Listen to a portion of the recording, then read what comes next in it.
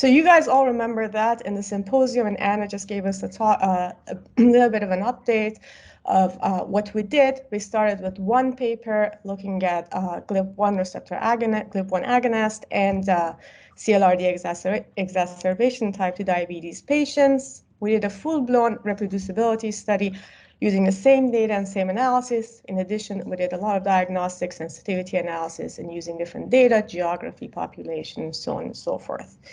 If you all remember, David Madigan also introduced the OHDSI Reproducibility Service at the Northeastern University, where we'll focus on fostering reproducibility research, and we will continue doing so. So just let me give you a little bit of an update of what we've been doing. So at OHDSI Reproducibility Service, we're going to reproduce. So we talked a lot about what is a good candidate for reproducibility. In general, we will reproduce any observational research with an impact on human lives, or if the question is not something that is easily amenable to clinical trials, or that may involve many patients. And with doing so, we have an approach, we have a multi-step, stepwise approach. We first identify the reproducibility candidate. This can come to us as a service that can offer, or we might find it and initiate collaboration. After identification, we do some initial assessment of the data, methodology, the details that's required to do the reproducibility. At each step, we ask some question. Do we have the right data? Is the methodology clear? Can we replicate it? Do we have the tools, or should we work and collaborate with the Hades group and other entities to develop more tools that we can use? And do we have the details? Can we actually reproduce our target course, outcomes, and comparators, and enough details to do the analysis as stated in the paper? After that, when we feel comfortable, we move on to sort of like full execution. We first call for collaboration. Most importantly, we'll invite the authors to join us in the reproducibility work, and also data partners. If there's an interest, we develop a full-blown protocol, and we start developing the phenotypes, analytic package, and we do the execution of the study.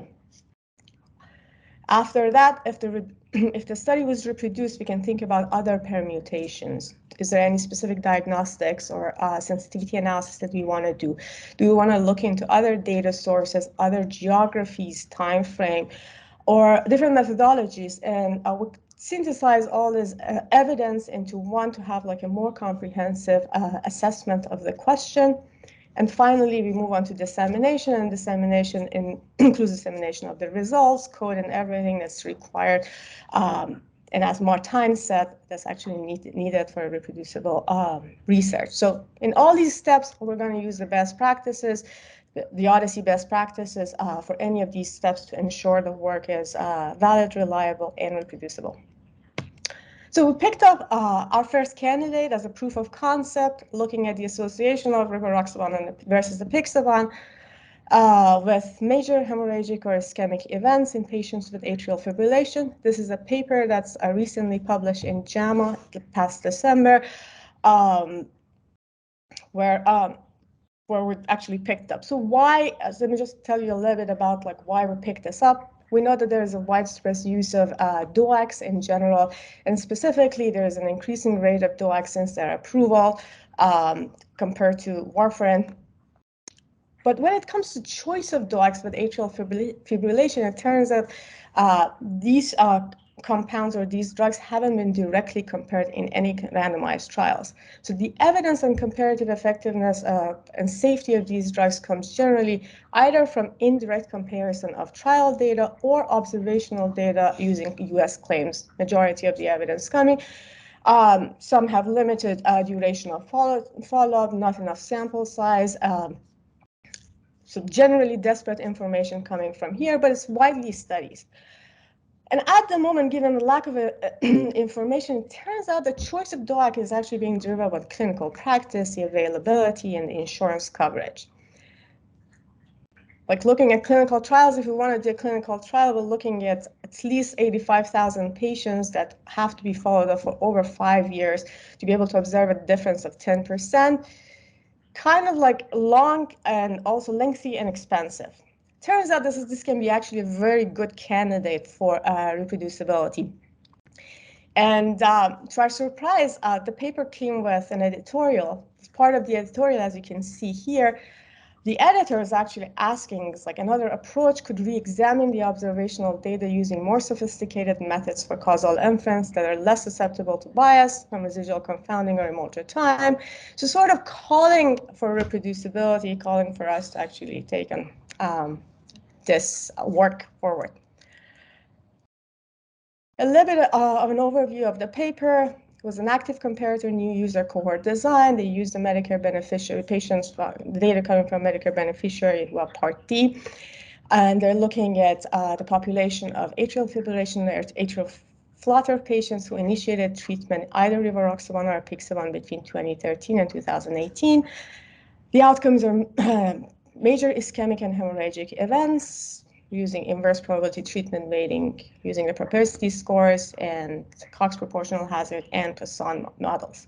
The general findings shows that treatment with rivaroxaban compared to apixaban was associated with a significantly increased risk of major ischemic or hemorrhagic events. The author looked at like different outcomes, both in different doses of the compounds, low dose and high dose. So what we observed in Ray's paper was a single measure of a lot of advantages and strengths of the paper. Most importantly, they use a single measure to assess the clinical impact of rivaroxaban and apixaban. They looked at the benefit and harms of the anticoagulation for patients with AFib together. They looked at multiple doses, both standard and reduced, and they had a very large sample size, over 500,000 patient counts coming from Medicare. A little bit of like maybe not generalizable to all patients, and all patients even like including outside the US. They also looked at one data, one method, and one pair of anticoagulant. This is the US. Apixaban and rivaroxaban is driving the use of DOACs. We really don't know what happens if we want to do more. But we have the opportunity to have a fully reproduced study on DOACs and AFib, look at the same question by different data, different geography, time frame, different pairs, and maybe different methodologies. First started with creating the cohorts, as you witnessed during the Phenotype February and what Anna just showed. We actually tried to first started with dissecting the cohorts with different pairs and to be able to put these pieces together. This is just a snapshot of how our target cohort looks like. We did the same for the other cohorts. And we generated a flow diagram of the study participant. This is coming from one data source, Open Claims, started from like 8.5 million patient counts. And following through the steps as indicated in the paper, we came up with 300,000 rivaroxaban users and 500,000 apixaban users. Looking at their baseline characteristics and comorbidities, we see similar distribution of all between our identified cohorts and what was reported in the paper. So at this step, we feel kind of good that we can get to what the paper is trying to represent. Just let me just tell you that it's a very well-written paper. There's a lot of code there, but as again, like a lot of us have experienced, as Anna just showed, it's really hard to get to the exact patient population because we don't know a lot that is not available in the paper. So, but just looking at it and looking at some characterizations and what like we're able to do at the moment, we feel pretty good, and we're at the step that we can say that okay, we're confident that we have the numbers to and the power to reproduce the study, and also we feel quite comfortable with our cohorts. At this point, we're moving to collaboration and then full execution, contacting the authors, and also I would like to use this opportunity to ask for all data partners who are interested to join this effort in the first proof of concept of the OHDSI Reproducibility Service to come join us and like help us like for further reproduction. So I would like to finish this. Please join us. Help us to move from this to a fully reproduced study on DOAC and atrial fibrillations. Thank you, Greg, and everyone. Thank you, Asieh.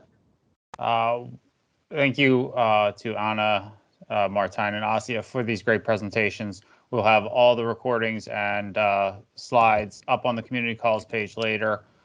We have 5 minutes here, so I want to open up for questions for any of our presenters today. There's a couple in the chat right now, but I don't know if Asieh, you go right ahead. You had the one in the chat, so take it away. I did, and I wanted to re-ask because I want to clarify it a little bit more. I did notice that when Asieh put the process of the steps you guys take, the stepwise, you put diagnostics as an extra parameters, I think you called it, like after you actually do the protocol. You put diagnostics there. While we remember Martijn, where he put diagnostics as a feedback to the protocol itself. And I was just wondering, like, exactly in the study that you, on the RIVA study, what would you do if one of your collaborators showed, or when, as Patrick would say, showed problematic diagnostics, whether negative controls or after propensity score balance and so forth? What would you do? Would you drop the data source? Would you do anything on your protocol? You know, when I was presenting, I was like, I should have clarified that this diagnostic is different than all the cohort diagnostic and the diagnostics on the data that we do during protocol evaluations. So diagnostic is generally talking about the paper. Is there anything else? Is there something different that we want to do, especially if we don't have access to the author and to the full code set? There's a lot that we have to explore. So what if we can do, there are different ways of identifying the outcome course. We can do different ways, like as long as we say, so that's like, I read it and I was like, oops, I should have clarified that. So completely different. Thanks for bringing it up. And Asieh, do you have a full pipeline of studies you want to reproduce, or you want to call the community to find them and bring them up?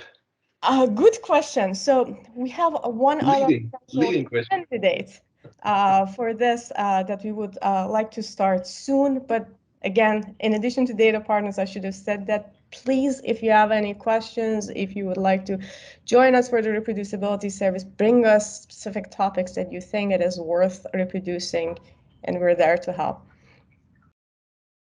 Asieh, how should data partners get in contact?